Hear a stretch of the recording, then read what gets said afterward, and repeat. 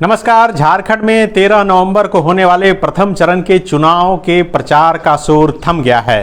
अब door to door campaigning प्रत्याशियों की शुरू हो गई है।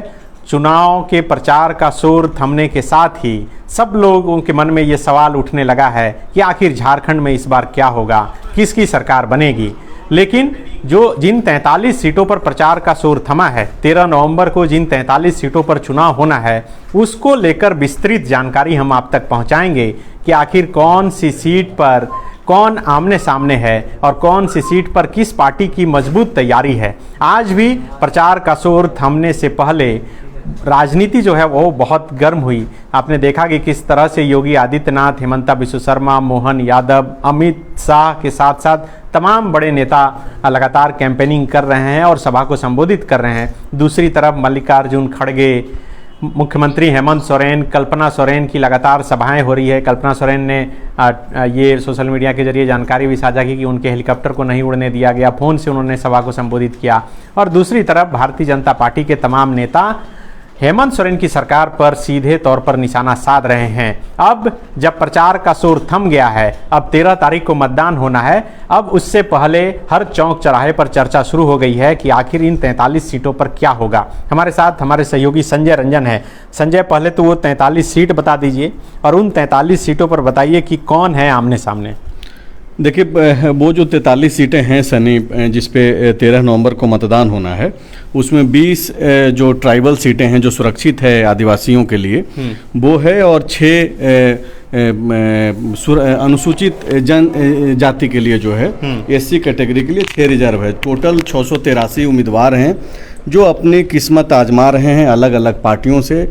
एनडीए और इंडिया फोल्डर के अलावे कई दल जो चुनाव लड़ रहे हैं, जिनके कैंडिडेट किस्मत आजमा रहे हैं। तो बिल्कुल देखिए संजय, एक बड़ी जानकारी दे रहे हैं आपको। हालांकि कई लोग जो राजनीति में दिलचस्पी रखते हैं उन्हें पता होगा कि झारखंड में जो 28 एसटी रिजर्व सीट है उसमें से 20 पर जो है प्रथम चरण में ही चुनाव होना है। और माना जाता है कि यही 28 वो सीट है जो डिसाइडिंग होता है, जो इस पर सबसे अधिक जीत दर्ज करता है और सत्ता की कुर्सी उसे ही मिलती है। पिछली बार यानी कि 2019 के चुनाव में इंडिया गठबंधन जो है 28 सीट में से 26 सीट पर इंडिया गठबंधन के उम्मीदवार जीते थे। सिर्फ 2 सीट भारतीय जनता पार्टी के पास थी, वो सीट थी खूंटी और तोरपा। अभी जो 20 सीट है उसमें जो चुनाव होना है, पहले उसी को लेकर चर्चा करते हैं। संजय, क्या स्थिति है, कौन आमने सामने है? नहीं, देखिए, एक जो हम लोगों ने जो द फॉलोअप की जो टीम लगातार घूम रही है पूरे राज्य भर में, और ख़ास करके पहले चरण पे हमारा जो फोकस रहा है कि कैसे और क्या मुद्दे रहे हैं। आप देखिए कि हिंदू मुसलमान से लेकर के जो है वो तमाम मुद्दे, चाहे वो बांग्लादेशी घुसपैठ का मुद्दा हो, रोजगार का मुद्दा हो, रोजगार और आम जीवन से जो ताल्लुक़ रखने वाले मुद्दे हैं सनी, उस पे बोला तो ज़रूर गया, लेकिन प्रमुखता से उसको मंच नहीं मिल पाया, चाहे वो एनडीए फोल्डर हो या इंडिया फोल्डर हो। घोषणा पत्र में जो अलग अलग जो नाम दिया गया है, संकल्प पत्र या फिर न्याय पत्र, झारखंड मुक्ति मोर्चा की तरफ से भी अधिकार पत्र जारी किया गया है। शिबू सोरेन जो झारखंड मुक्ति मोर्चा के राष्ट्रीय अध्यक्ष हैं, गुरुजी, उनके हाथ में वो अधिकार पत्र की एक तस्वीर है। बगल में पार्टी के जो महासचिव हैं विनोद पांडे, वो बैठे हुए हैं, और झारखंड मुक्ति मोर्चा के ऑफिशियल व्हाट्सएप में वो जारी किया गया है। अब तक कोई ऐसा नहीं है कि उस पर कोई बातचीत करने के लिए सामने से आकर के जो है, मुझे लगता है कि प्रचार प्रसार थमने से पहले जो है एक जारी कर दिया गया है। बाद में उसको हो सकता है कि हेमंत सोरेन जो है खुद मुख्यमंत्री उस पर बातचीत करें, मीडिया से उसको ब्रीफ करें मीडिया में। अभी जो 43 जो सीटें हैं वो एसटी और एससी कैटेगरी में करके मैंने वो ये नहीं किया है, लेकिन अगर टोटल 43 के 43 सीटों पे बातचीत करेंगे तो जहाँ पे वैसे तो मुकाबला ज़्यादातर जगहों पे है। आज के डेट में जिस तरीके से वोटर जो चुप्पी साधे हुए है और उनके मुद्दों पे उतनी प्रमुखता से बात नहीं हो रही है, आप देख रहे होंगे कि वोटिंग परसेंटेज ज़्यादातर धीरे धीरे जो है गिरते जा रहा है। एक वजह यह है कि वो निराश होते जा रहे हैं आम मतदाता, बहुत ज़्यादा उत्साह नहीं देखने को मिला। अगर आप पूरे इलेक्शन में, खास करके अभी तक आज हम लोग जब बातचीत कर रहे हैं, जब प्रचार प्रसार थम गया है सनी, तो आपको याद होगा कि जब हम लोग घूम रहे थे वो उत्साह देखने को कहीं नहीं मिला। पलामू चूँकि बोलने वालों का एक जगह है, तो इसलिए वहाँ थोड़ा बहुत दिखा कि वो वहाँ पे लोग जो है बातचीत कर रहे हैं, चुनाव को लेकर के इंटरेस्टेड हैं, लेकिन बाकी जगहों पे उस तरीके से प्रमुखता से बातचीत भी नहीं हो पा रही है। यहाँ तक कि जनता जो मतदाता हैं उनको तो छोड़ दीजिए, प्रत्याशी भी जो है कुछ भी बोलने से बचते रहे। उनके नेता जाकर के भले ही कुछ बयान दे दें, उनके समर्थन में वोट मांग ले, लेकिन प्रत्याशी भी खुद को किनारे रख रहे हैं। तो बिल्कुल प्रत्याशी भी खुद को किनारे रख रहे हैं। और पहले फेज में जिन 43 सीटों पर चुनाव होना है उसमें एक खास बात और ये है कि 7 मंत्री जो है उनका जो चुनाव होना है वो प्रथम फेज में है, जिसमें इधर से अगर जोड़ा जाए तो मंत्री मिथिलेश ठाकुर जो गढ़वा से झारखंड मुक्ति मोर्चा के उम्मीदवार हैं, उसके बाद लातेहार से बैजनाथ राम जो है वो झारखंड मुक्ति मोर्चा के उम्मीदवार हैं, लोहरदगा से मंत्री रामेश्वर उरांव वो कांग्रेस के उम्मीदवार हैं, फिर इधर आजिए जमशेदपुर पश्चिम से बन्ना गुप्ता मंत्री हैं वो कांग्रेस के उम्मीदवार हैं, दीपक बिरुआ चाईबासा से उम्मीदवार हैं झारखंड मुक्ति मोर्चा के, रामेश्वर उरांव का नाम लिया मैंने, ये घाटशिला से फिर रामदास सोरेन हैं वो घाटशिला से उम्मीदवार हैं। तो कई उम्मीदवार, चंपई सोरेन जो मंत्री रह चुके पूर्व मुख्यमंत्री हैं वो भी चुनाव लड़ रहे हैं। मतलब 6 लोग जो है मंत्रिमंडल में जो शामिल हैं वो प्रथम फेज में उनके यहाँ चुनाव होना है और वो उम्मीदवार हैं। इन 6 के बारे में बताइए, इनके सामने कौन कौन है? देखिए, सबसे पहले बातचीत करते हैं बन्ना गुप्ता का ही। बन्ना गुप्ता जमशेदपुर पश्चिमी से हॉट सीट बन गया है। हॉट सीट है और वजह है कि एक तो खुद बन्ना गुप्ता मंत्री हैं हेमंत कैबिनेट में, उनके सामने हैं जमशेदपुर पश्चिमी से जो पहले से चुनाव लड़ते रहे, जीते भी हैं कई दफ़े, सरयू राय पूर्व मंत्री और काफ़ी कद्दावर नेता हैं, वो चुनाव लड़ रहे हैं एनडीए फोल्डर से। पिछली दफ़ा वो एनडीए से बाहर होकर के निर्दलीय चुनाव लड़ रहे थे तत्कालीन मुख्यमंत्री रघुवर दास के खिलाफ, उन्होंने मुख्यमंत्री को हराया भी, रघुवर दास को जमशेदपुर पूर्वी से। इस बार वो पश्चिमी चले गए हैं और रघुवर दास की ही बहू को उन्होंने आशीर्वाद दिया है एक तरीके से। उन्होंने कहा है कि ये भी मेरी बहू है। हाँ बिल्कुल। तो आप ये देखिए कि जमशेदपुर पश्चिमी का सीट जो है वो हॉट सीट बन गया है, लेकिन अगर उस पर हम लोग काफ़ी अगर बारीकी से अगर आप देखेंगे वहाँ पे, तो वहाँ पे हालांकि अब जो समय हो गया है 5 बज गया है सनी, तो अभी क्या है कि हम लोग ओपिनियन पोल और ये सब तो कर नहीं सकते हैं। हाँ। लेकिन मुकाबला में जो कौन कौन आमने सामने जो मुकाबला है उस पे हम लोग बातचीत दोनों मजबूत हैं। दोनों मजबूत हैं। अब किसको पब्लिक को तय करना है, मीडिया के लोग तो तय करेंगे नहीं, हम और आप। तीसरे भी कोई मजबूत निकल हाँ, तीसरे भी कोई में अक्सर ऐसा होता है। तीसरा फैक्टर कितना ये रहेगा। लेकिन त्रिकोणीय मुकाबला जो एक जगह जो हमको दिख रहा है पहले चरण में, वो पांकी की सीट है जहाँ पे लाल सूरज लड़ रहे हैं और कुशवाहा शशिभूषण मेहता जो हैं बीजेपी के जो मौजूदा एमएलए भी हैं, और वहाँ पे बिट्टू सिंह हैं जो स्वर्गीय विदेश सिंह के बेटे हैं, एक बार कांग्रेस के टिकट पे चुनाव भी लड़े, उनको इस बार टिकट मिला नहीं। वहाँ से कुशवाहा विनोद सिन्हा भी चुनाव लड़ रहे हैं। विनोद सिन्हा भी कोई जाने जाते हैं, बिल्कुल फैक्टर हैं। अच्छा। जो पूर्व मुख्यमंत्री मधु कोड़ा के प्रेस एडवाइजर रहे थे, उनके करीबी थे शायद, प्रेस एडवाइजर मैं गलत बोल रहा हूँ शायद, वो करीबी रहे। तो वहाँ पे त्रिकोणीय मुकाबला जरूर दिख रहा है। कुछ लोग ये बोल रहे हैं कि वहाँ पे कुछ मिरेकल हो सकता है। वो मिरेकल क्या होगा, वो कोई निर्दलीय चुनाव जीत भी सकता है। तो झारखंड में या फिर दूसरे स्टेट में भी ऐसा होते रहा है। हम लोग बातचीत करते हैं कि आमने सामने की लड़ाई में कौन है, चूँकि सबका नाम लेना संभव नहीं है। जो महत्वपूर्ण सीटें हैं, हाँ, जो महत्वपूर्ण सीटें हैं, जैसा कि आपने कहा कि चंपई सोरेन चुनाव लड़ रहे हैं। हाँ, चंपई सोरेन, जो चंपई सोरेन के सामने वहाँ पे गणेश महली हैं जो बीजेपी के जो उम्मीदवार 2019 में बीजेपी के टिकट पर चुनाव लड़े थे और बहुत कम वोट से दोनों ने पार्टी चेंज कर लिया है, सिंबल बदला है, सिंबल बदला है सिर्फ। चंपई सोरेन इस बार कमल के सिंबल पे हैं और गणेश महली जो है तीर धनुष। दोनों ने सिंबल बदला है और दोनों का कैंपेनर बदल गए हैं। बिल्कुल, उनके लिए वोट मांगने वाले बदल गए हैं। तो एक चीज़ तो ये हो गया। आप रांची की, हम लोग चूँकि राजधानी है और रांची में सीपी सिंह का माना जा रहा था कि टिकट कट जाएगा, चूँकि पिछली बार काफ़ी मुश्किल तो नहीं बोला जा सकता, लेकिन काफ़ी करीब रही महुआ मांझी जीत के। तो उस लिहाज से माना जा रहा था कि उनका जो है इस बार पलड़ा भारी हो सकता है, टिकट बदला जा सकता है। लेकिन आखिरकार सीपी सिंह को मिला टिकट। और मोदी, जो प्रधानमंत्री मोदी का जो रोड शो हुआ उसके बाद चीज़ें बदली हैं। मुकाबला है, हर जगह मुकाबला है, लेकिन सीपी सिंह और महुआ मांझी के अलावे जो कई सारे लोग थे उनके बैठ जाने के बाद जो है वो बेनिफिट्स जो दिख रहा है कि सीपी सिंह पिछले बार के मुकाबले जो है, ऐसा नहीं है कि बहुत ज़्यादा कमज़ोर हुए हैं, महुआ मांझी ने भी खुद को अपने काम काज और जनता के बीच में रहने के कारण जो है काफ़ी मजबूती के सामने खड़ी हुई हैं साथ। तो एक मुकाबला तो यहाँ पे भी है, हालांकि मुकाबला तो हर जगह है, मीडिया की अपनी मजबूरी है और होना भी चाहिए, हम लोग खुल करके बोलना भी नहीं चाहिए कि कौन कहाँ पे क्या है। तो हम लोग सिर्फ नाम बताते जाते हैं कि कौन कौन सामने से लड़ रहा है। अगर आप रामेश्वर उरांव के सामने नीरू शांति भगत जो आजसू की उम्मीदवार है। हाँ, नीरू शांति भगत चुनाव लड़ रही हैं। स्वर्गीय कमल किशोर भगत की धर्मपत्नी। बिल्कुल, स्वर्गीय कमल किशोर भगत की पत्नी हैं। हालांकि वहाँ पे एक चीज़ ये है सनी कि कांग्रेस अपने ही कई गुटों में जो है वहाँ पे बंटी हुई है। अब उसका नुकसान फ़ायदा कैसे क्या होगा वो चुनाव परिणाम में दिख जाएगा। लेकिन नीरू शांति भगत के साथ इस बार सकारात्मक पहलू ये है कि बीजेपी और आजसू साथ मिलकर के चुनाव लड़ रही है। तो उसका क्या परिणाम होगा वो तो चुनाव जब 23 नवंबर को जब काउंटिंग होगा तो स्पष्ट हो जाएंगी चीज़ें। तो एक तो वो हो गया, दूसरा और उसके बाद लातेहार जो बैजनाथ राम जहाँ पे मंत्री हैं हेमंत कैबिनेट में, वहाँ पे प्रकाश राम हैं।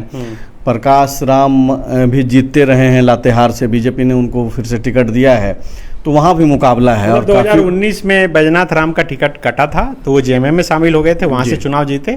अभी फिर से जेएमएम ने उन्हें उम्मीदवार बनाया है और बीजेपी ने प्रकाश राम को फिर उम्मीदवार। जी, और वही प्रकाश राम और मंत्री बैजनाथ राम के बीच में जो है सीधा मुकाबला वहाँ पे है। वहाँ पे कोई त्रिकोणीय टाइप का मुकाबला नहीं है, कोई समीकरण नहीं है, आमने सामने की लड़ाई है। रामदास सोरेन की सीट भी बहुत हॉट सीट मानी जा रही है, क्योंकि चंपई सोरेन के बेटे बाबूलाल सोरेन उनके सामने हैं। अब से थोड़ी देर पहले हम लोगों ने देखा कि मिथुन चक्रवर्ती बाबूलाल सोरेन के लिए प्रचार प्रसार करने के लिए पहुंचे थे। जी, तो बाबूलाल सोरेन जी बाबूलाल सोरेन जो हैं चंपई सोरेन के बेटे हैं और जाहिर सी बात है कि उनके लिए ना केवल चंपई सोरेन बल्कि पूरी बीजेपी, क्योंकि जब चंपई गए जेएमएम छोड़ करके बीजेपी, तो यही 2 सीट पे उनका ये सहमति हुआ था कि वो घाटशिला से उनके बेटे बाबूलाल सोरेन लड़ेंगे और यहाँ से सरायकेला से खुद चंपई सोरेन लड़ेंगे। लेकिन जो बातें बोली जा रही हैं, बताई जा रही है, वैसी परिस्थिति नहीं है। मंत्री जो रामदास सोरेन हैं वो भी काफ़ी मजबूत स्थिति में हैं और काफ़ी तरीके से वहाँ चुनाव लड़ा जा रहा है और काफ़ी जो है मामला करीब का है। कोई ऐसा नहीं है कि बहुत ऊपर चला गया है तो आप उसको बोल सकते हैं, आपको दिखेगा कि नहीं वो जीत गया है। आमने सामने जब लोग खड़े हैं तो कहना मुश्किल है, तब कोल्हान की इलाकों में खास करके कि वहाँ वोटर बोलते नहीं हैं बहुत ज़्यादा। आप देखिए कि ये जो खुद जो बाबूलाल सोरेन जो कैंडिडेट हैं बीजेपी के, उनका काफ़ी कम मीडिया इंटरव्यू देखने को आपको मिलेगा, क्योंकि बहुत लोग प्रयास कर रहे थे, ना केवल फॉलो बल्कि दूसरे मीडिया ऑर्गेनाइजेशन इंट्रोवर्ट हैं कम। हाँ, वो अपने लोगों से मिल रहे थे। इसका मतलब वीडियो भी वायरल हुआ, कहा गया कि पैसे बांटे गए, फिर उनका खंडन किया गया और कहा गया कि केस भी करेंगे। आलू चाप बांट रहे थे शायद, वो मिठाई वगैरह बांट रहे थे। होता है जल्दबाजी में, हालांकि फॉलो अप ने इस तरीके की कोई भी खबर जो है इस पूरे चुनाव में ऐसी कोई भी खबर नहीं की जिससे एक गलत मैसेज जाए, खास करके जो झूठा चुनाव के बाद किसी को फायदा हो जाए, किसी को कोई भ्रामक मैसेज के लिए। हम सरायकेला पर चर्चा कर रहे हैं, घाटशिला पर, तो बगल की सीट सरायकेला है, उस पर चर्चा हम लोगों ने कर ली कि गणेश महली हैं जेएमएम की तरफ से और बीजेपी के उम्मीदवार हैं पूर्व मुख्यमंत्री चंपई सोरेन। आज अमित शाह वहाँ पर आए हुए थे। चंपई सोरेन जी का आज जन्मदिन है, हैप्पी बर्थडे हम लोग भी अपनी तरफ से बोल रहे हैं। अमित शाह जी भी उन्होंने जन्मदिन की शुभकामनाएं दी। और आज मैंने ये फील किया कि कई बार चंपई सोरेन जी का नाम लेते हुए चंपई सोरेन जी उन्होंने कहा। ये मैं इसलिए जिक्र कर रहा हूँ क्योंकि अभी थोड़ी देर पहले सुप्रियो भट्टाचार्य जो जेएमएम के महासचिव हैं, उन्होंने प्रेस कॉन्फ्रेंस करके अपना प्यार का इजहार किया चंपई सोरेन के प्रति और कहा कि चंपई सोरेन जी का अपमान किया गया।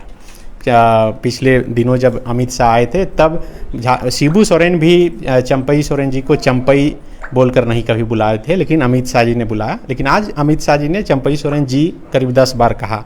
तो ये जेएमएम का जो प्यार है उसे कैसे देख रहे हैं? नहीं, देखिए क्या है, पॉलिटिक्स में सब मैसेजिंग और परसेप्शन का खेल है। कोई नहीं बोल सकता है कि अमित शाह जो है चंपई सोरेन का इंसल्ट करने के हिसाब से वो कुछ ऐसा बोल रहे होंगे, लेकिन जाहिर सी बात है कि खुले मन से जब उन्होंने इस तरीके से दोहराया बार बार चंपई करके, तो वो मैसेज गलत गया सोशल मीडिया पे, खास करके वो जो क्लिप है 20 से 30 सेकंड का, वो खूब वायरल हो रहा था। और यही वजह है कि उसी वायरल वीडियो के आधार पे सुप्रियो भट्टाचार्य जो झारखंड मुक्ति मोर्चा के महासचिव हैं, उन्होंने बाकायदा आज प्रेस कॉन्फ्रेंस में उस बात का जिक्र भी किया। और हो सकता है कि उस संबोधन के बाद अमित शाह को उनके लोग या फिर अमित शाह ने खुद यह रियलाइज़ किया होगा कि बोलने के दौरान जो है उनसे गलती हुई है, और आज उसका सुधार का ये परिणाम है कि चंपई सोरेन जी वो बोल रहे होंगे। लेकिन इतना ही नहीं कहा, उसमें एक और महत्वपूर्ण बात अमित शाह जी ने कहा कि झारखंड मुक्ति मोर्चा ने गद्दी से हटाकर चंपई सोरेन जी का अपमान किया है, आदिवासियों का अपमान किया है। प्रधानमंत्री जी चंपई जी को सम्मान देंगे। तो जो चंपई सोरेन जी के समर्थक हैं वो कह रहे हैं कि अपमान तो ये हुआ कि सीएम की कुर्सी से उतारा गया, तो सम्मान भी तो कुर्सी ही होगा ना। नहीं, लोग तो शुरू से बोल रहे हैं, जब पीएम नरेंद्र मोदी जब बाई रोड गए थे और उस दिन ही उन्होंने कहा था कि इनके साथ अन्याय हुआ था, तो वो लोग बोल रहे हैं। लेकिन पहले तो सवाल है कि जनता किसको मौका देती है, उसके बाद ना प्रधानमंत्री या फिर गृह मंत्री के बोलने से या फिर मुख्यमंत्री के बोलने से तो चीज़ें होनी नहीं है। अभी जनता मालिक है, जनता के पास मौका है, उसी के पास ताकत है। जनता अगर मैंडेट जिसको देगी उसके बाद तय होगा कि कौन मुख्यमंत्री बनेगा। अगर चंपई सोरेन को लेकर के इतना ही एश्योरिटी है तब तो उनका नाम का घोषणा हो जाता, पहले ही उम्मीदवार के तौर पे जाते हैं कि वो सामने से लड़ रहे हैं। लेकिन वो स्थिति नहीं है अभी बीजेपी के अंदर कि किसी का नाम लिया जाए, लिया जा सके। अगली सीट पर चर्चा करते हैं। दीपक बिरुआ भी चुनाव लड़ रहे हैं चाईबासा से, और उनके सामने गीता बलमुचू जो है भारतीय जनता पार्टी के उम्मीदवार हैं। उस सीट को कैसे देख पा रहे हैं? देखिए, कोल्हान में सनी आपको समझना ही होगा कि पिछले दफ़ा 2019 में जब चुनाव परिणाम आया तो 14 जो सीटें हैं कोल्हान की, उसमें सिर्फ एक जो सरयू राय जो निर्दलीय, वो भी उधर ही गिना जाता है। हाँ, क्योंकि हेमंत सोरेन जी ने सपोर्ट कर दिया था, राजद ने सपोर्ट किया था। तो वो 14 में से 13 तो मान के ही चलना होगा। एक को अगर सरयू राय जी को किनारे भी किया जाए तो 13 सीटें झारखंड मुक्ति मोर्चा कांग्रेस के पाले में आई थी। तो कोल्हान में एक तरीके से झारखंड मुक्ति मोर्चा का पैठ है। अब लड़ाई वही है। देखिए, इस पूरे 43 सीटों में ना पहला जो फोकस है सारी सीटों पे, वो कोल्हान की 14 सीटों पे फोकस है। अब दीपक बिरुआ भी कोल्हान में ही आते हैं, चाईबासा से वो चुनाव लड़ते हैं, कोल्हान से ही आते हैं। और दूसरी बात है कि चंपई सोरेन के जाने के बाद कोल्हान के सबसे मजबूत झारखंड मुक्ति मोर्चा के नेता भी अब गिने जा रहे हैं। मतलब चर्चा है कि उनकी जगह वो ले चुके हैं। नहीं, बिल्कुल यही वजह है कि मंत्री भी नहीं, वो चंपई सोरेन के जेमे में रहने के दौरान भी दीपक बिरुआ मजबूत नेता थे झारखंड मुक्ति मोर्चा के कोल्हान में। लेकिन चूंकि बड़े बरगद के नीचे जो है कुछ लोग छिप जाते हैं, तो वो छिपे हुए थे। जैसे ही चंपई सोरेन बीजेपी में गए तो इनका कद ऑटोमेटिकली जो है उस इलाके में बढ़ा है। तो वो दीपक बिरुआ भी काफ़ी अब भी मजबूत है। गीता बलमुचू ने काफ़ी मेहनत किया है, पार्टी ने मेहनत किया, पार्टी ने खुद मेहनत किया है, और वहाँ पे प्रयास तो है कि कैसे जो है दीपक बिरुआ को, प्रधानमंत्री का भी कार्यक्रम हुआ वहाँ। बिल्कुल बिल्कुल।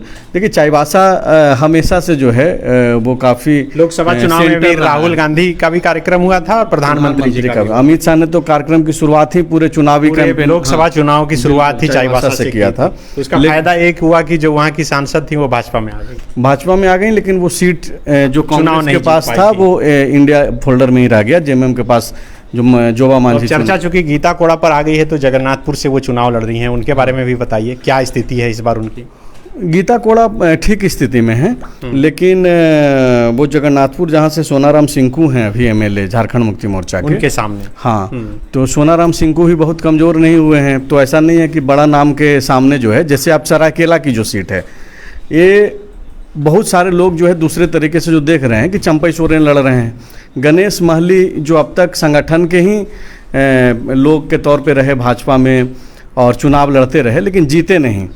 तो इस बार भी वो मजबूती से ही लड़ रहे हैं, क्योंकि झारखंड मुक्ति मोर्चा लड़ रहा है, दूसरा संगठन लगा है। हाँ, दूसरा संगठन लड़ा है।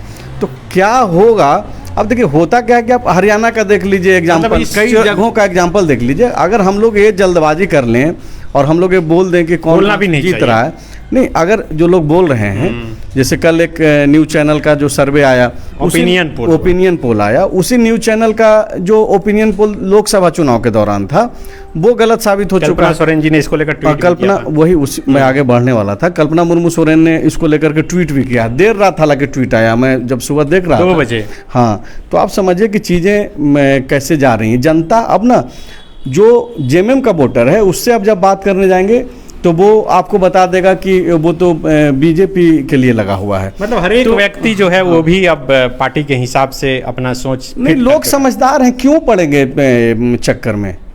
उनको मालूम है कि 5 साल वोट देने के बाद फिर जो है उनको अपने हिसाब से ही जीना है, काम करना है। मतलब जो क्या कहना चाह रहे हैं कि सरकार जो काम करती है उसका कोई असर नहीं पड़ता है, लोग अपने सोच के हिसाब से? नहीं, बहुत कम असर पड़ता है। आपके जीवन में सरकार के कामकाज का कितना प्रभाव है, या फिर आपके यहाँ जो काम करने लोग आते हैं उनके जीवन में कितना प्रभाव पड़ गया। मेरे यहाँ तो जो मेरी खेती करते हैं लोग, या फिर जो मेरे आसपास जो लोग हैं, हम मैं 30 साल से देख रहा हूँ, 32 साल का मैं हूँ, और जब से होश में हूँ 20-22 साल से, तो वही परिस्थिति है। बहुत सारा चीज़ सड़कें बन जाती है, फ्लाईओवर बन जाता है, जहाँ मैया सम्मान मिलता है, किसी को मोदी जी के आयुष्मान कार्ड से इलाज हो जाता है, राशन मिल रहा है, मैया सम्मान का पैसा मिल रहा है, इस टाइप की हो रही है। लेकिन बहुत व्यापक बदलाव नहीं है ना सनी इसको। तो खैर अब हम लोग आगे बढ़ते हैं। बाकी की जो आपके जहन में अगर और कोई सीट, गढ़वा से मंत्री मिथिलेश ठाकुर फिर से चुनाव लड़ रहे हैं और उनके सामने है बीजेपी के सत्येंद्र नाथ तिवारी। एक तीसरा समीकरण है वहाँ गिरिनाथ सिंह हैं। समीकरण सिर्फ और सिर्फ नाम की वजह से है। अच्छा। और वो अपने कद की वजह से हैं। गिरिनाथ सिंह चुनाव जीते नहीं जीते, उनको वोट आए नहीं आए, लेकिन उनका जो नाम है, उनकी जो पहचान है, उस अपने आप में इंडिविजुअल एक उनका कद है। झारखंड की राजनीति में झारखंड राजद के अध्यक्ष रह चुके हैं। हाल के दिनों में इतनी बार वो पार्टी बदले हैं, इधर से उधर हुए हैं, तो वो चूँकि अब विश्वसनीयता तो जाती है, लेकिन फिर भी गढ़वा में जब वो चुनाव लड़ रहे थे शुरुआती दिनों में, आपको याद होगा कि द फॉलोअप पे ही हम लोगों ने खबर चलाई कि वो विश्रामपुर से लड़ सकते हैं। राजद के द्वारा इस तरीके की खबरें निकली थी, लेकिन बाद में हुआ कि वो विश्रामपुर नहीं गए और वो गढ़वा से ही लड़ेंगे, और मैं गढ़वा से ही लड़ूंगा, और लड़े भी, कहीं मैं कहीं नहीं जाऊंगा। तो एक चीज़ तो है कि गिरिनाथ सिंह मतलब जो बोलते हैं वो उस पर अड़े हुए। लेकिन अभी हाल के दिनों में गिरिनाथ सिंह के साथ रहने वाले कई लोग जेएमएम में शामिल हो गए। नहीं, हाँ, वो मैं आ रहा हूँ उसी पे। लेकिन अभी हो क्या रहा है, देखिए पूरे देश भर में जो है, देश भर का हटा दीजिए, पूरे दुनिया भर का जो चुनाव का जो प्रक्रिया है, या फिर जो नेचर हो गया है मतदाताओं का, वो आमने सामने की हो गई है। लोग या तो आपको जिताने के लिए वोट करते हैं या फिर आपको हराने के लिए वोट करते हैं। तो इसमें भी बटेंगे तो कटेंगे वाला फॉर्मूला है, ज़्यादा बटना नहीं है। नहीं, हाँ, समझते हैं लोग कि कैसे क्या होगा। हालांकि ये नारा अपने आप में जो है मतलब ठीक नहीं है मेरे हिसाब से, इसीलिए एक है तो सेफ है का फिर दिया गया ना। हाँ, मानव सभ्यता के लिहाज से तो बिल्कुल ठीक नहीं है।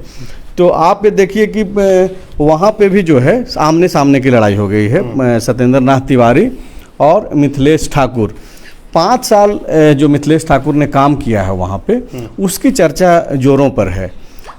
लेकिन जो बीजेपी के जो कैडर हैं, जो बीजेपी के जो वोटर हैं, वोटरों और कैडरों को बहुत फर्क नहीं पड़ता है कि काम हो रहा है कि नहीं हो रहा है। तो जो बीजेपी के लोग हैं वो बीजेपी के साथ खड़े हैं। अब झारखंड मुक्ति मोर्चा, राजद, कांग्रेस के लोग, माले के लोग, लेफ्ट के लोग कितना इंटैक्ट रह पाते हैं, वो चीज़ें देखनी होंगी। और इस लिहाज से मिथिलेश ठाकुर भी वहाँ काफ़ी मजबूती से खड़े हैं, और मुझे लगता है कि वहाँ भी जो है काफ़ी दिलचस्प मुकाबला है। और मुझे लगता है कि जो काम उसके हाँ, मतलब मिथिलेश ठाकुर आप कह रहे हैं कि काम के नाम पर चुनाव लड़ रहे हैं। हाँ। और सत्येंद्र नाथ तिवारी कह रहे हैं कि बदलाव होना चाहिए। हाँ, बिल्कुल वही वो बोल रहे हैं कि बदलाव होना चाहिए। जाहिर सी बात है कि वो उम्मीदवार हैं, चुनाव लड़ रहे हैं, तो बदलाव की ही उम्मीद से लड़ रहे होंगे। लेकिन अब कामकाज कितना भारी पड़ता है, और क्या वाकई में कामकाज भी मुद्दा बन सकता है कि नहीं बन सकता है, ये भी एक परीक्षा है गढ़वा के लिए। यही परीक्षा मुझे लगता है कि लोकसभा चुनाव के दौरान गोड्डा में निशिकांत दुबे के सामने थी। वो काम ही गिनवाते थे, एम्स बनवाए, ट्रेनें कई खुली, सड़कें बनी, और कई काम वो लगातार गिना रहे थे, एयरपोर्ट बना। तो वो भारी बड़ा काम में उनको जीत मिली वहाँ पे निशिकांत दुबे को। हालांकि बहुत अंत तक लग रहे थे कि निशिकांत दुबे लड़ाई है नहीं, यहाँ भी लग रहा है क्या होगा। हाँ, यहाँ भी वही लग रहा है। मैं इसीलिए तो बोल रहा हूँ कि काम भारी पड़ेगा कि नहीं पड़ेगा, उस पर मैटर करता है।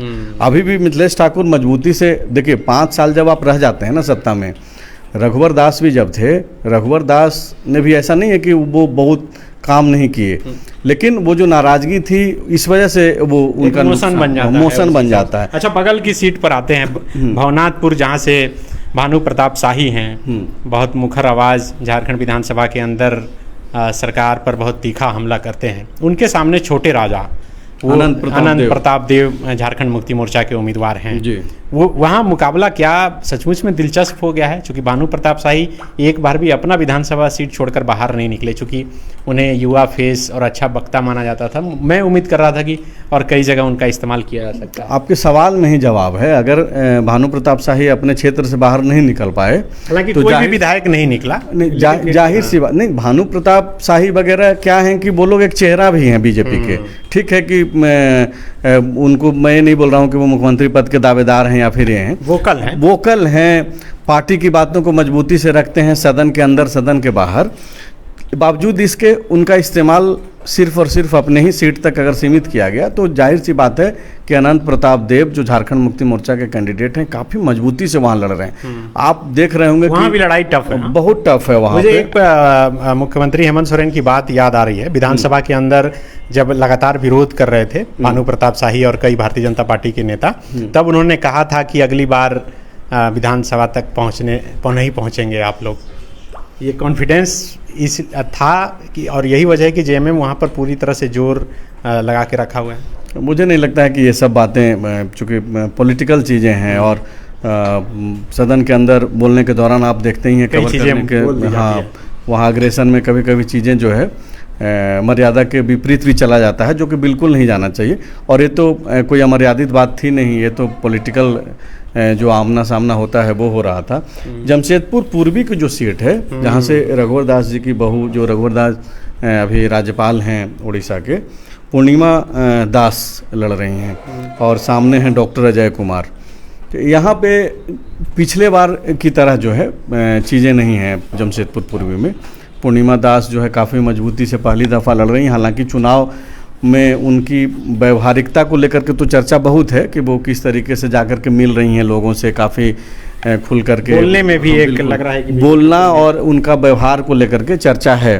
दूसरी ओर डॉक्टर अजय को लेकर के उनका जो सुपर कॉप वाली जो स्थिति है, छवि है, वो चाह भी रहे कि वही छवि, हाँ वही छवि रहे। लेकिन वो छवि ठीक है कि उस दौर के लोगों को कुछ हद तक याद है भी, लेकिन वो कितना कारगर होगा अभी बोलना उचित नहीं है।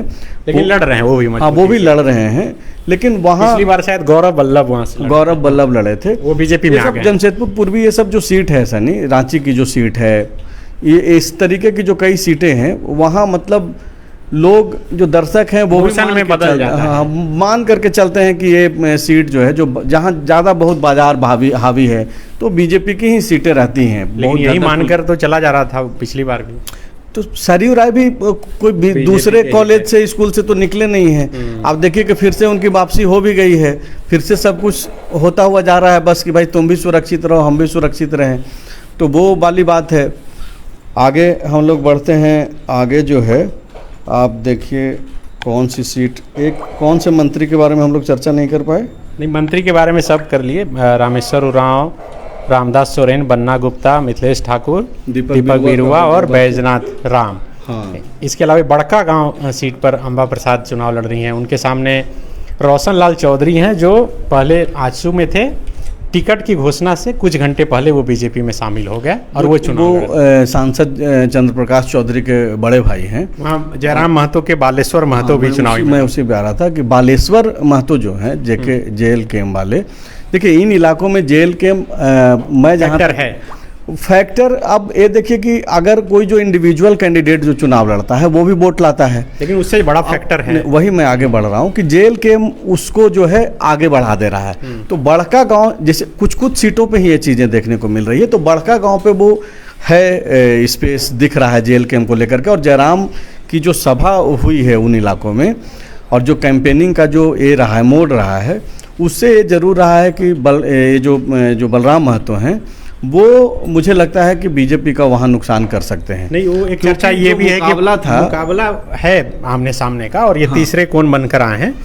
बालेश्वर महतो पहले हजारीबाग के सांसद के प्रतिनिधि भी रह चुके हैं जी। तो वो उससे पहले सीपीआई में थे, जी। तो कई अलग अलग पार्टियों में अलग अलग संगठनों में पदों पर रहते हुए उन्होंने उस इलाके में ये किया है। तो इस हिसाब से माना जा रहा है कि जयराम महतो के नाम पर और इनका थोड़ा बहुत जो कुछ भी काम होगा उस पर क्या वोट मिल सकता है, क्या इतना वोट मिल जाएगा कि किसी का समीकरण बना और बिगाड़ सकते हैं? ये उसी रोल में रहेंगे, जयराम के जो कैंडिडेट्स हैं उसी रोल में रहेंगे इस चुनाव तक। आगे क्या होगा मुझे नहीं मालूम। तो बालेश्वर महतो, माफ़ कीजिएगा मैं बलराम महतो बोल दिया था पिछली बार, तो बालेश्वर महतो जो है उस भूमिका की ओर ही आगे बढ़ रहे हैं। और यही वजह है कि जो सीटें बीजेपी के लोग ये मान रहे थे कि वहाँ पे वो निकाल लेंगे, अब बीजेपी के लोग भी उसमें असमंजस की स्थिति में। बीजेपी के लोग इसीलिए मान रहे थे क्योंकि पिछली बार आजसू और बीजेपी अलग अलग चुनाव लड़ी थी और दोनों का वोट जोड़कर उस हिसाब से अपना समीकरण बिल्कुल। तो मैं वही बोल रहा हूँ सनी कि अब वो लोग भी जो है ना असमंजस की स्थिति में आ गए हैं। दूसरा एक जो खबर जो मेरे पास है कि बीजेपी के कुछ लोग जो अपने आप को उम्मीदवार मान रहे थे, चूंकि आजसू से नाराजगी है। मैं वहाँ गया था, कई लोग बोले भी बाकायदा कैमरा में कहे कि ये हम लोगों में नाराजगी है कि कोई व्यक्ति आया। नाम लेना उचित नहीं होगा, लेकिन कुछ जो उम्मीदवार की रेस में चल रहे थे वो लोग भले ही बीजेपी में बने हुए हैं लेकिन बीजेपी के साथ नहीं हैं। तो उसका बेनिफिट संबा को वहाँ मिल सकता है जो चुनाव परिणाम में देखने को भी मिलेगा। हजारीबाग की सीट भी इस बार इंटरेस्टिंग हो गई है। 2019 के चुनाव में मनीष जायसवाल उम्मीदवार थे, वो चुनाव जीते। लोकसभा चुनाव में फिर वो उम्मीदवार बने हजारीबाग लोकसभा के। अभी सांसद हैं वो। प्रदीप प्रसाद को पार्टी ने उम्मीदवार बनाया है। उनके सामने कांग्रेस के मुन्ना सिंह हैं और हर्ष अजमेरा है, शायद कोई वो तीसरा कौन बना रहे हैं। तो वहाँ भी क्या ट्रेंगुलर है मुकाबला? नहीं, वहाँ ट्रेंगुलर मुकाबला नहीं है। हर्ष अजमेरा चुनाव लड़ रहे हैं और देखिए चुनाव लड़ने से मतलब ये ऐसा नहीं होता कि हर कोई जो है वो फाइट में ही आ जाए।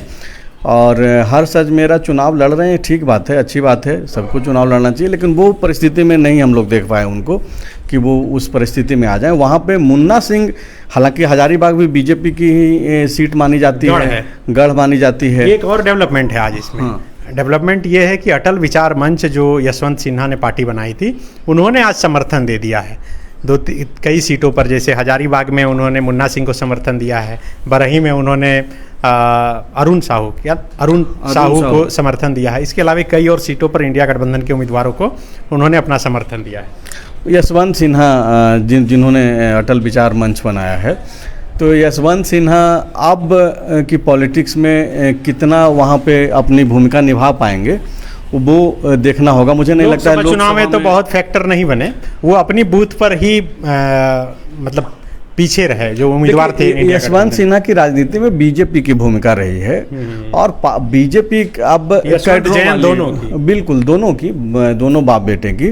तो आप देखिए कि अब वहाँ जब बीजेपी से आप अलग हुए तो यशवंत सिन्हा की क्या परिस्थिति है। ठीक है कि इंडिया अलायंस ने उनको राष्ट्रपति पद का उम्मीदवार भी तक बनाया, कैंडिडेट बनाया, लेकिन वो लोकसभा में तो बहुत कोशिश किए। मुझे नहीं लगता कि अटल विचार मंच का कोई सपोर्ट या फिर आप देखिए ना कि ये खबर जो कि मैं दिन भर खबरें ही पढ़ रहा हूँ, नहीं गया आप, मेरी पहुंच तक इस पे नहीं थी, तो उसका मैं लाभ नुकसान के बारे में मुझे नहीं लगता कि चर्चा करने की जरूरत है। वो कितने मजबूत? प्रदीप प्रसाद मजबूत हैं। क्यों मजबूत हैं? क्योंकि उनको बीजेपी से टिकट मिला है। अब उनकी उनके लिए जो नुकसान का कारण बन रहा है वो उनका बैकग्राउंड की जो चीज़ें हैं उस पर बातचीत करना चुनाव के दौरान भी कुछ है। हाँ बिल्कुल, मैं वही बोल रहा हूँ कि चूंकि अब मतदान होना है और चुनाव के बीच में इस तरीके की बातें करना हम लोगों के लिए एथिकल ठीक नहीं है, लेकिन कुछ वजह हैं जिसको लेकर के वो थोड़ा कमज़ोर जरूर पड़ रहे हैं, लेकिन फिर भी बीजेपी इतनी मजबूत है वहाँ पे कि वो काफ़ी तरीके से लड़ रहे हैं। मुन्ना सिंह का लड़ाई में आ जाना ही मतलब, हाँ, मुन्ना सिंह को लेकर के आप देखिए कि मुन्ना सिंह को लेकर के चर्चा रांची तक है कि आखिरकार क्यों मतलब जो गढ़ मानी जाती है बीजेपी की वहाँ पे इतने मजबूत वो कैसे हो गए। क्योंकि लोकल रहे हैं लोग वहाँ पे, अपना एक ये बना है। और होता क्या है कि जो आप अचानक से कैंडिडेट बन गए हैं कहीं, तो आपसे जो नाराज़गी है वो दुश्मन का जो दुश्मन है वो दोस्त हो जाता है। तो इस तरीके की चीज़ें हैं, लेकिन वहाँ मुझे नहीं लगता कि बहुत कुछ मिरेकल होने वाला है। और कई सीटें हैं डाल्टनगंज के.एन. त्रिपाठी चुनाव लड़ हाँ, रहे हैं। डाल्टनगंज की जो सीट है, पिछली बार आपको याद होगा कि के.एन. त्रिपाठी चुनाव के दौरान ही बंदूक वगैरह हाँ, मतदान के दौरान ही जो है, हालांकि वो बंदूक उन्होंने निकाली थी अपनी सेफ्टी को लेकर के, जैसा कि उन्होंने मीडिया को बयान दिया था बाद में, लेकिन वो छवि, चूंकि पलामू का जो नेचर रहा है, पलामू को लोग जो समझते हैं, जानते हैं, एग्रेशन के लिए अग्रेशन के लिए जाना जाता है, और वो संघर्ष की भूमि है, न्याय की भी भूमि है। तो वहाँ पे अगर आप जिस तरीके से वो के.एन. त्रिपाठी की जो तस्वीर निकली थी, जो एकदम वो जो पिक्चरों में, जो तस्वीरों में, जो फिल्मों में जो वो सामंती मानसिकता के लोग जिस तरीके से अपने आप को पोर्ट्रे करते हैं, तो वो एक बनाने की कोशिश हुई और उसका उनको नुकसान भी हुआ। बाद में उन्होंने काफ़ी मेहनत किया है। तो डाल्टनगंज में लड़ाई है, मतलब आसान नहीं है आलोक चौरसिया के लिए इस बार। तो देखिए क्या होता है। हालांकि आलोक चौरसिया के अपने पिता का अपना ये रहा है, उनका अनिल चौरसिया जी का। कोडरमा सीट भी इस बार काफ़ी दिलचस्प है, क्योंकि सुभाष यादव जेल में है, चुनाव लड़ रहे हैं, प्रचार करने के लिए अभी भी जेल में ही है, प्रचार करने का ही उन्हें मौका दिया गया है। लालू प्रसाद यादव उनके लिए प्रचार करने के लिए आए हैं। तो आरजेडी का जो पुराना गढ़ रहा है, वहाँ से अन्नपूर्णा देवी जब राजद में थी तो चुनाव जीतती रहीं, क्या लग रहा है कि वहाँ नीरा यादव के लिए मुश्किल है कि ठीक है, कि लड़ाई है वहाँ पर भी? नहीं, चूंकि आरजेडी का नाम आने से और लालू यादव जैसे बड़े चेहरे के आ जाने से जो है चीज़ें लगती हैं कि वहाँ बदल सकता है, लेकिन नीरा यादव काफ़ी मजबूत मानी जा रही हैं वहाँ पे। लोकसभा चुनाव के दौरान भी काफ़ी कोशिशें हुई, तेजस्वी यादव आए, लेकिन आपको याद होगा कि विनोद सिंह जब इंडिया अलायंस से के तहत वो जब चुनाव लड़ रहे थे माले के टिकट पे, तब भी वो उन इलाकों में जो है बहुत ज़्यादा प्रभाव तेजस्वी का नहीं पड़ पाया। यही वजह है कि इस बार आप देखिए कि सीट बंटवारे को लेकर के कितनी मशक्क़त करनी पड़ी आरजेडी को, लेकिन फिर भी लालू यादव हैं, करिश्माई नेता हैं, नीरा यादव दो बार संभवतः रह गई हैं एमएलए, मंत्री भी रही हैं। तो होता है, कुछ भी हो सकता है, वहाँ पे लड़ाई है, सामने से है, सामने से लड़ाई है। इसके अलावा पोट का एक इम्पॉर्टेंट सीट है, क्योंकि वहाँ से अर्जुन मुंडा जी की पत्नी चुनाव लड़ रही हैं, और उनके सामने है संजीव सरदार, जो वर्तमान में विधायक भी हैं और झारखंड मुक्ति मोर्चा के उम्मीदवार हैं। देखिए, पोटका जो सीट है सनी, यहाँ पे हम लोगों को मतलब कैमरा के सामने भले ही वो खुल करके नहीं बोल पाने की स्थिति में हो, लेकिन अर्जुन मुंडा की पत्नी जो मीरा मुंडा चुनाव लड़ रही हैं, अर्जुन मुंडा भी मुझे नहीं लगता कि बहुत ज़्यादा श्योर हैं कि क्या होने जा रहा है वहाँ परिणाम, क्या भाजपा के पक्ष में होने जा रहा है या फिर संघर्ष है। चूंकि मतलब बड़ा नाम है, आप देखिए कि अर्जुन मुंडा को लेकर के पहले फेज में जो दर्शक हैं वो भी अगर गौर करें, दिमाग पे जोर डालेंगे, तब भी मुझे नहीं लगता है कि अर्जुन मुंडा जी का जो है कोई चुनावी एक्टिविटी उनको दिखेगा कि कहाँ वो भाषण दे रहे हैं या फिर पार्टी ने उनका कहाँ इस्तेमाल किया। तो मुझे लग रहा है कि कहीं उनको कमरे में रख दिया गया है या फिर अपने इलाके में रख दिया गया है कि भाई आप अपना ही उस पर फोकस कीजिए। तो आप समझिए कि स्थिति वहाँ बहुत ज़्यादा मतलब इस अवस्था में नहीं है कि बीजेपी एज में दिखाई दे, या फिर झारखंड मुक्ति मोर्चा के जो क्या नाम है उनका, संजीव सरदार संभवतः, तो संजीव सरदार बहुत नीचे चले गए हों। दोनों जो है मतलब है लड़ाई तरीके का लड़ाई। सुलाई की सीट में भी माना जा रहा है कि जो आजसू के उम्मीदवार है रामचंद्र सहीस, और उधर विधायक हैं और मंगल कालिंदी उम्मीदवार हैं झारखंड मुक्ति मोर्चा के। तो माना जाता है कि देश के 5वें गरीब विधायक हैं, और उस हिसाब से रामचंद्र सहीस जो है उन पर अटैक भी कर रहे हैं कि सिर्फ गरीब कहने का है, गले में जो है महंगा महंगा ये पहनते हैं, चैन पहनते हैं। वो ठीक है, पॉलिटिकल बयान है उनका। सहीस देखिए, सही रामचंद्र सहीस जो पूर्व मंत्री रहे हैं, 4 दिन 5 दिन पहले तक जो है ऐसा लग रहा था कि वो एक तरफा निकाल रहे थे चुनाव, और बाद में वहाँ जिस तरीके से झारखंड मुक्ति मोर्चा ने मेहनत किया है, और ख़ास करके एक चीज़ पे इन लोगों का फोकस ये रहा कि रामचंद्र सहीस को और कालिंदी जो है दोनों ये चूँकि अपने आप को वहाँ पे ये कर रहे हैं कि भाई गरीब कौन है ठीक है, तो वहाँ पे भी लड़ाई है। हुसैनाबाद की सीट पर बहुत दर्शक बोलेंगे कि कहाँ लड़ाई नहीं है, जो आप लोग खड़ा होकर के ऐसे ही इधर भी हल्ला कर रहे हैं। हुसैनाबाद की सीट पर फोकस है, और वहाँ पर कमलेश सिंह जो टीएमसी में थे और वो बीजेपी में शामिल हो गए, और वो अभी बीजेपी के उम्मीदवार हैं, और उनके सामने कई लोग हैं। एक तो विनोद सिंह हैं, एक निर्दलीय हैं शायद वो, और संजय यादव हैं जो प्रदेश अध्यक्ष भी रह वहाँ चुके हैं। त्रिकोणीय आज चतुष्कोणीय मुकाबला हो गया है। आज मुख्यमंत्री हेमंत सोरेन भी गए थे चुनाव प्रचार करने के लिए और उनके साथ खेसारी लाल यादव भी पहुंचे हुए थे, एक मंच से दोनों। देखिए हुसैनाबाद में लॉटरी से विधायक बनते हैं मैक्सिमम, मतलब इसको ऐसे समझिए कि वहाँ 4-5 पैरेलली जो है चुनाव में खड़े रहते हैं। और मेरा सवाल ये है कि कमलेश सिंह के भाजपा में शामिल होने से भाजपा और कमलेश सिंह को फायदा हो सकता है समीकरण के आधार पर? नहीं, अगर इस तरीके से होता, जैसा पांडे जी बोलते हैं कि 2 जोड़ 2 राजनीति में 4 नहीं होता है, 3 भी हो सकता है और 5 भी हो सकता है, 22 भी हो सकता है। हाँ, वो तो कुछ भी हो सकता है। तो ये आप देखिए कि वहाँ चतुष्कोणीय मुकाबला है।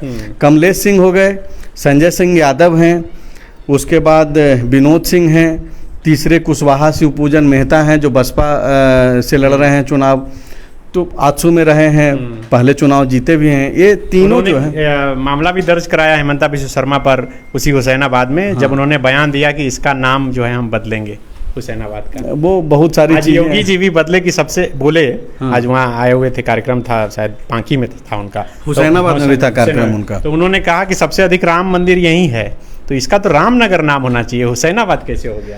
हाँ, वो हेमंता बिश्व शर्मा ने इसकी शुरुआत की और योगी जी चूंकि ब्रांड एम्बेसडर रहे हैं नाम बदलने के मामले में, तो उसको आगे बढ़ा रहे हैं। एक दिलचस्प और खबर अभी जेब सर बता रहे थे कि जो बुलडोजर योगी जी की सभा में जा रही थी उसे रोक दिया गया, प्रशासन ने रोक दिया, वहाँ जाने नहीं दिया। बिल्कुल हो सकता है कि रोका गया होगा, चूँकि एक मेंटल वार चूँकि होता है इस चीज़ से कि योगी जी आए हैं, बाबा आए हैं, तो इस तरीके से पेश किया जाता है, खबरें भी बनती है, हम लोग भी बनाते हैं, हमारी मजबूरी है कि भाई जो चीज़ दिख रहा है उसको दिखाना भी है। तो अभी आप ये देखिए कि हुसैनाबाद में चतुष्कोणीय मुकाबला है और वहाँ कोई भी जीत सकता है। कमलेश सिंह के बीजेपी में आने के बावजूद इस परिस्थिति में नहीं है कि मतलब लगे कि वो आगे बढ़ता हुआ जा रहे हैं। अच्छा, ये दक्षिणी छोटा नागपुर की जो सीटें हैं, आप इधर से गुमला, सिसई, बिशनपुर, मांडर, ये सब सीटें ले लीजिए, इसमें क्या लग रहा है कि चूँकि ये ज़्यादातर सीटें इंडिया गठबंधन की ही झोली में? बिल्कुल, इसमें से सभी सीटें, कुछ सीटों पे जो मुकाबला भी है, जैसे देखिए गुमला झारखंड मुक्ति मोर्चा के पास है, यहाँ से सिसई भी है, बिशुनपुर भी है, सिमडेगा भी है, और आप मांडर भी है। तो ये 5 जो नाम ले रहे हैं, 2-3 जगह तो माना जा रहा है कि मजबूत स्थिति में है इंडिया अलायंस, लेकिन जहाँ संकट में है बिशुनपुर का और सिमडेगा का जो सीट है वहाँ पे सिसई में भी माना जा रहा है परेशानी है। नहीं, वैसे तो फाइट हर जगह है, चूँकि पिछले दफ़ा सिमडेगा में मात्र 285 वोट से भूषण बाड़ा जीत पाए थे, और बिशुनपुर का जो मामला है, कोई पुलिस सेवा, झारखंड पुलिस सेवा जगन्नाथ उरांव रहे हैं, वो चुनाव लड़ रहे हैं, और कई अधिकारी चुनावी मैदान में है। कल मांडर से परमेश्वर भगत जो डीडीसी रह चुके हैं जमशेदपुर में, वो भी चुनाव लड़ रहे हैं निर्दलीय प्रत्याशी। तो बिल्कुल, तो इस वजह से देखिए इन 2 सीटों पे मुझे लग रहा है कि मुकाबला रोचक होने जा रहा है। मुकाबला तो हर जगह है, यहाँ थोड़ा रोचक है, दिलचस्प है, थोड़ा तनावपूर्ण है। तनावपूर्ण मतलब मारपीट के लहजे में नहीं बोल रहा हूँ, मतलब आंकड़ों के हिसाब से कि मांडर पर भी सबकी नज़र है, चूँकि सन्नी टोपो जो कांग्रेस में थे करीब 1 साल पहले, वो बीजेपी में शामिल हो गए और बीजेपी ने गंगोत्री खुजूर की जगह इस बार उम्मीदवार बना है सन्नी टोपो को। यहाँ भी लग रहा है कि लड़ाई है कि जिस तरह से उपचुनाव शिल्पी नेहा तिर्की चुनाव जीती, उसके बाद वो लगातार विधानसभा से लेकर बाहर बनी रहीं, सन्नी टोपो उन्हें चैलेंज कर पाएंगे ठीक से? देखिए, चैलेंज तो कर रहे हैं, वो कांग्रेस से ही निकल करके वो गए हैं बीजेपी। बंधु तिर्की का गढ़ माना जाता है, बैकअप है बिल्कुल, और बंधु तिर्की की बेटी हैं, वो उपचुनाव में आई हैं। शिल्पी नेहा तिर्की चुनाव में क्या होगा नहीं होगा वो तो परिणाम तय करेगा, लेकिन इतना जरूर है कि विधायक रहते 2-2.5 साल में ही जितना उनको मौका मिला है, झारखंड की राजनीति में उन्होंने एक नया पैरामीटर सेट किया है। चाहे वो सदन के अंदर अपनी बात को रखने, मतलब जिस गहराई से रखा जाना चाहिए, जितना रिसर्च किया जाना चाहिए, मतलब ऐसे लोगों की ज़रूरत भी है। अगर नियम कायदे से इतर अगर बातचीत नहीं करना चाहिए, लेकिन ये लोग हैं ऐसे लोग जो अब तो जनता को तय करना है, तो मजबूती से वो लड़ रही हैं। सन्नी टोपो भी कमज़ोर नहीं है, यंग हैं, लगातार उनके लिए हेमंता बिश्व शर्मा कैंपेन कर रहे हैं, तो आप देखिए कि वो भी मजबूती से लड़ रहे हैं। उनके पीछे बीजेपी की पूरी फोर्स लगी हुई है, कांग्रेस का हर वो हेमंता बिश्व शर्मा भी कई बार जा चुके हैं, मांडर में जो मेला लगता है उसमें भी गए, फिर अभी गए। इसके अलावा अब चलते हैं इधर थोड़ा खूंटी, तोरपा, तमाड़ में क्या स्थिति है? देखिए, खूंटी और तोरपा में तो बीजेपी 2019 में खूंटी और तोरपा एसटी रिजर्व जो सीट है जो मिली थी 2019 में बीजेपी को, तो खूंटी नीलकंठ सिंह मुंडा, वहाँ पे खूंटी में क्या है ना स्थिति, आप देखिए कि वहाँ बीजेपी और जेएमएम नहीं है उस अवस्था में, वहाँ नीलकंठ सिंह मुंडा है, वहाँ सिंबल से ज़्यादा चेहरा है। तो हालांकि फिर वही है कि बाउंड्रीज है, लेकिन लोग समझेंगे। लेकिन जेएमएम ने नए उम्मीदवार, हाँ, राम साय मुंडा नाम है उनका, उनको लेकर के हेमंत सोरेन जो है उस इलाके में जाकर के वो परिचय भी दे रहे थे कि 20 साल से लगे हुए थे, ये थे। तो जब उनको बताना पड़ रहा है हेमंत सोरेन को, तो समझिए कि वहाँ खूंटी में परिस्थिति क्या है जेएमएम का। तोरपा में लड़ाई है। तोरपा में जो जीतन गुड़िया हैं, सुदीप गुड़िया, और ये जो कोचे मुंडा है एमएलए, इन दोनों में लड़ाई है और यहाँ परिस्थितियां बदल सकती हैं। तीसरे कौन भी हैं जो किसी को फायदा नुकसान कर रहे हैं? वो पॉलुस सोरेन की जो पत्नी है वो है वहाँ पे चुनाव। कांग्रेस के भी कोई एक थे जो निर्दलीय खड़े हुए हैं, उनका भी समीकरण कहा जा रहा है कि थोड़ा करेगा। हाँ, मेन वो जो पॉलुस सोरेन को जो वाइफ हैं, उनकी जो वाइफ हैं वही एक नुकसान फायदा किसी को पहुँचा सकती हैं।